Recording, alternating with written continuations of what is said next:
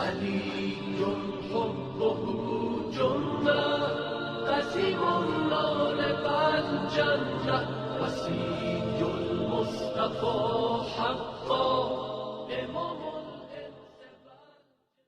الله من الشيطان الرجيم بسم الله الرحمن الرحيم الحمد لله والصلاة على أهلها أما بعد فقال رسول الله صلى الله عليه وآله وسلم الرمضان شهر الله والشعبان شهري۔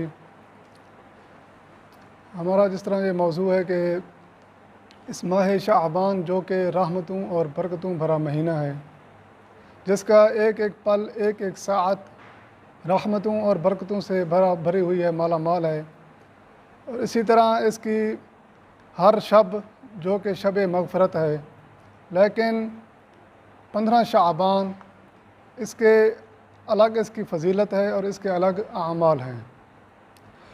اس کی فضیلت رسول خدا فرماتے ہیں کہ اس ماہ شعبان کی فضیلت یہ ہے کہ ماہ شعبان میرا مہینہ ہے، اور اس میں جو 15 کی شب ہے، اور اس شب میں روزی تقسیم ہوتی ہے، انسانوں کی عمر معین ہوتی ہے کہ کس کی کتنی عمر ہوگی، اور اس کے ساتھ ان لوگوں کے نام لکھے جاتے ہیں کہ جو حج پہ جائیں گے، اور ان کے ساتھ ہی اتنے افراد کو نجات ملے گی کہ جتنے بنی کعب کے بھیڑوں کے بالوں کی تعداد ہے، یعنی بے شمار لوگ اس رات میں بخشے جائیں گے۔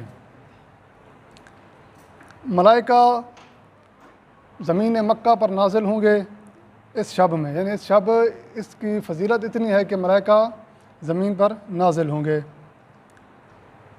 امام جعفر صادق علیہ السلام سے پوچھا گیا کہ اس شب 15 کی شب کی فضیلت کیا ہے، تو آپ نے فرمایا یہ شب قدر کے علاوہ باقی تمام راتوں سے افضل ہے۔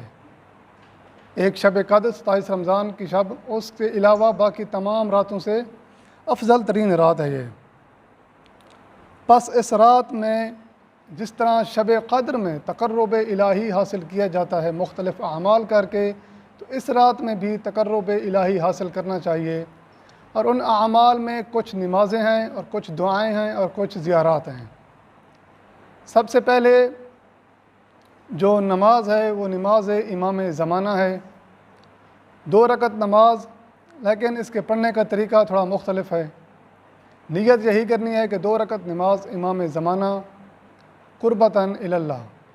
پڑھنے کا طریقہ کیا ہے؟ وہ یہ کہ سورہ الحمد پڑھیں گے، اور جب ایاک نعبد و ایاک نستعین پر پہنچیں گے تو اس جملے کو ایاک نعبد و ایاک نستعین، اس جملے کو 100 بار پڑھیں گے۔ اسی نماز میں جب ہم اس کلمے پر پہنچیں گے تو اس کلمے کو ایاک نعبد و ایاک نستعین، اس کو 100 مرتبہ پڑھیں گے۔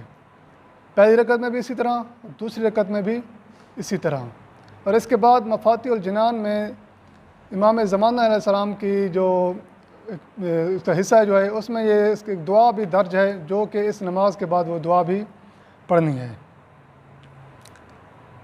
اس کے بعد دوسری نماز نماز جعفر تیار ہے، یعنی اس رات میں پڑھی جانے والی نمازوں میں سے دوسری نماز وہ نماز جعفر تیار ہے۔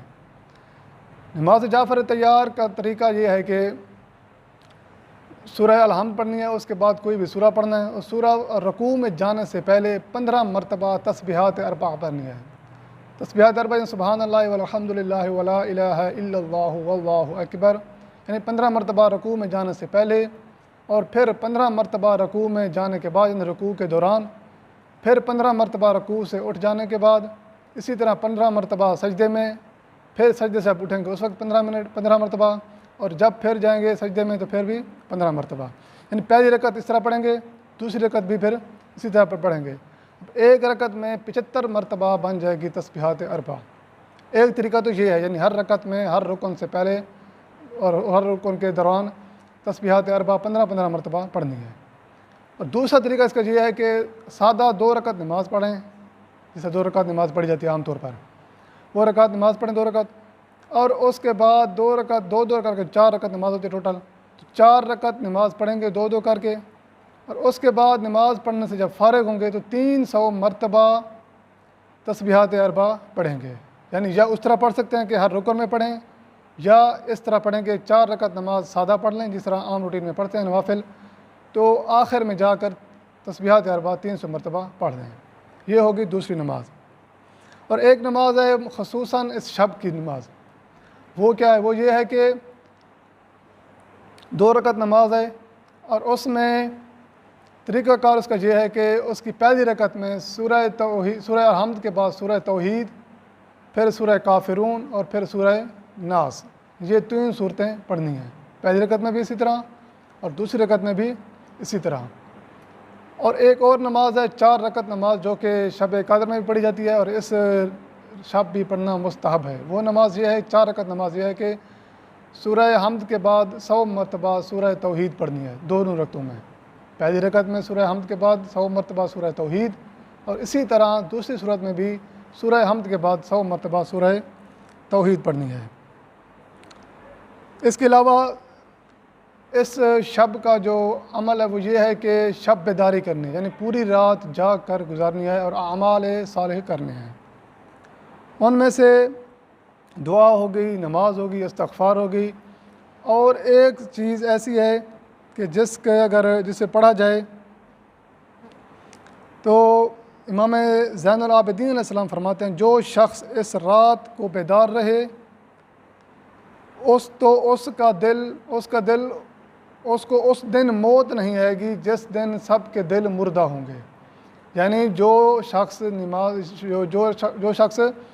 شب نیم شعبان 15 شعبان کی شب کو جاگ کے گزارے گا، اس کی فضیلت اتنی ہے کہ اس کو اس روز موت نہیں آئے گی جس روز سب لوگوں کے دل کیا ہوں گے؟ مردہ ہو چکے ہوں گے.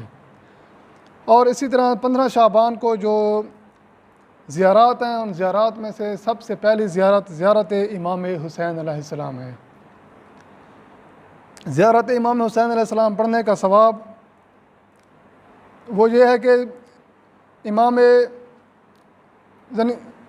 اگر کوئی شخص یہ امام حسین علیہ السلام کی چھوٹی سے چھوٹی کی زیارت پڑھ دے، یعنی السلام علیکم یا ابا عبداللہ الحسین، اتنی بھی اگر کوئی زیارت پڑھ دے تو اس کا ثواب کیا ہے؟ تو اس کا ثواب 24 لاکھ انبیاء سے مصافحہ کرنا ہے. یعنی تمام انبیاء سے مصافحہ کرنے کے مترادف ہے ایک عمل زیارت امام حسین علیہ السلام. تو وہ زیارت امام حسین، زیارت واسطہ بھی پڑھ سکتے ہیں، زیارت عاشورہ بھی پڑھ سکتے ہیں. طریقہ یہ ہے کہ گھر کی چھت پہ پڑھیں، یعنی کھلے آسمان کے نیچے پڑھیں، صحن میں پڑھ سکتے ہیں، گھر کی چھت پہ بھی جا کے پڑھ سکتے ہیں. اور ایک دعا کمیل اس شب میں پڑھی جانے والی جو معروف دعا ہے، جو تقریباً ہر شب جمعہ بھی پڑھی جاتی ہے، عید کے دنوں میں پڑھی جاتی ہے، وہ یہ کہ دعائے کمیل کو بھی اس شب میں پڑھا جائے. جو شخص نیمہ شعبان کی رات دعائے کمیل پڑھے گا وہ شر دشمنان سے محفوظ رہے گا، اس کے رزق میں برکت اور گناہوں کی مغفرت ہوگی. یعنی اس کے پڑھنے کی فضیلت ہے یہ. اور اس کے علاوہ کچھ کلمات ہیں کہ جن کا ورد کرنا ہے، جن میں سے سب سے پہلا ورد یہ ہے کہ یا قاہر العدو، یعنی ایک لفظ یا قاہر العدو، اسے 111 مرتبہ پڑھنا ہے. جو شخص اس کو 111 مرتبہ پڑھے گا تو اس کے اگر وہ کسی جگہ پر کسی ظالم کے ہتھے چڑھ گیا، یعنی کسی ظالم اس پر مسلط ہو گیا کوئی، تو وہ اس ظالم کے خلاف اس کی ڈھال بنے گا. یعنی یا قاہر العدو یہ اس کے لیے ایک ڈھال بنے گا ظالم سے نجات کے لیے.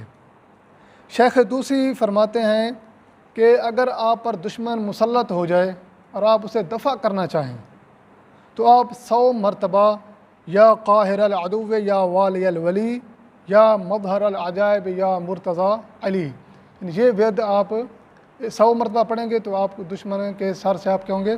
محفوظ رہیں گے. اور ایک چیز جو ہم عریضہ لکھتے ہیں اپنے امام وقت کی خدمت میں، علماء یہ فرماتے ہیں کہ یہ عریضہ بہت ہی مجرب ہے. یعنی عریضہ لکھنا، اس کے لکھنے کا طریقہ کیا ہے؟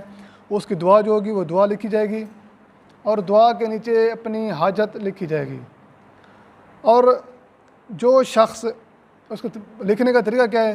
لکھیں گے اپنی حاجت اور اس کے بعد اسے کسی دریا برد کریں گے یا اسے کسی کنویں کے اندر ڈال دیں گے۔ تو جب ہم یہ وقت ڈال دیں گے تو پھر اس کے بعد پڑھنا کیا ہے؟ جب یہ ہم ڈالیں گے تو اس وقت پڑھنا ہے یا عثمان بن سعید و یا محمد بن سلیمان اوصیلا قصتی الی صاحب الزمان صلوات اللہ علیہ، یعنی یہ جملہ پڑھنا ہے اور ساتھ ہی اس عریضہ کو پانی میں یعنی دریا میں ڈالنا ہے یا کنویں کے اندر ڈال دینا ہے۔ یعنی یہ عریضہ سب سے آخر میں لکھا جاتا ہے، اور اس کے صبح ہوتے یعنی اختتام رات میں سحری کرنا مستحب ہے، یعنی 15 شعبان کو جو دن بنے گا اس دن کا روزہ رکھنا مستحب ہے۔ اسی کے ساتھ ہی خدا سے جو دعا ہے کہ ہم سب کو نیک اعمال کرنے کی توفیق عطا فرمائے، اور ان مخصوص راتوں میں، مبارک راتوں میں ہم سب کے گناہوں کو مغفرت ہو اور خدا ہمیں اپنے نیک بندوں میں شامل فرمائے۔ السلام علیکم ورحمۃ اللہ وبرکاتہ۔